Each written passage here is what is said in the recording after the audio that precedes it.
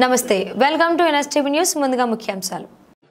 Auto cab taxi డ్రైవర్లకు రాష్ట్ర ప్రభుత్వం ఆర్థిక సాయం. ఆటో డ్రైవర్ల సేవలో పేరుతో సరికొత్త పథకం.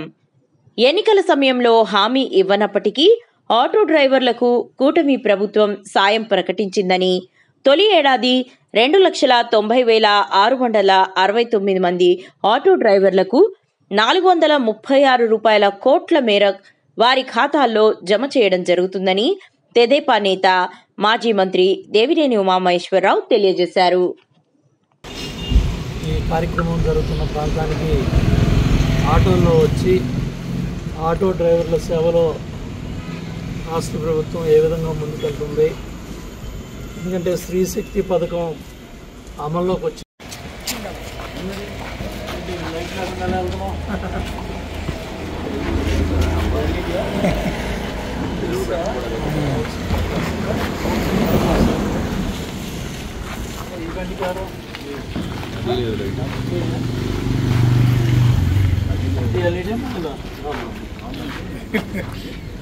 తొంభై 98 అండి.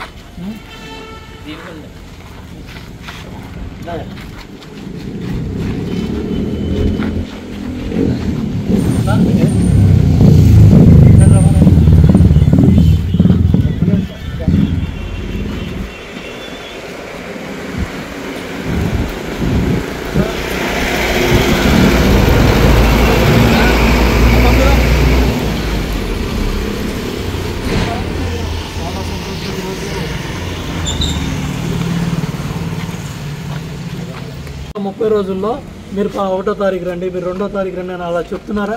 చెప్తున్నారండి. ఫ్లాట్ కరెక్ట్గానే ఇస్తున్నారు,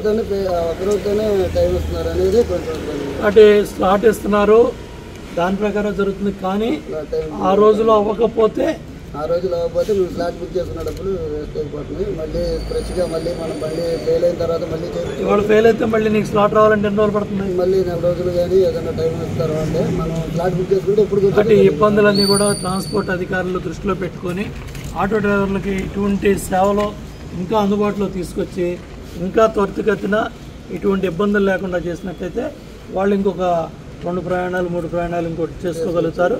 ఆ రోజు మీకు అక్కడ వెళ్ళి ఉండటం వల్ల సుమారు ఎంత ఖర్చు ఎంత పోతుంది? అంటే సుమారు ఎంత పోతుంది ఆ రోజు? 500-600 వేస్ట్ అవుతుంది. మళ్ళీ వెళ్ళాలంటే రెండోసారి మళ్ళీ వెళ్ళాలంటే మళ్ళీ స్లాట్ బుక్ చేసుకోవడానికి చలనా కట్టాలి. ప్లస్ వెళ్ళి రావాలంటే దగ్గరపేట నుంచి ఇక్కడ రావాలంటే 10 రూపాయలు.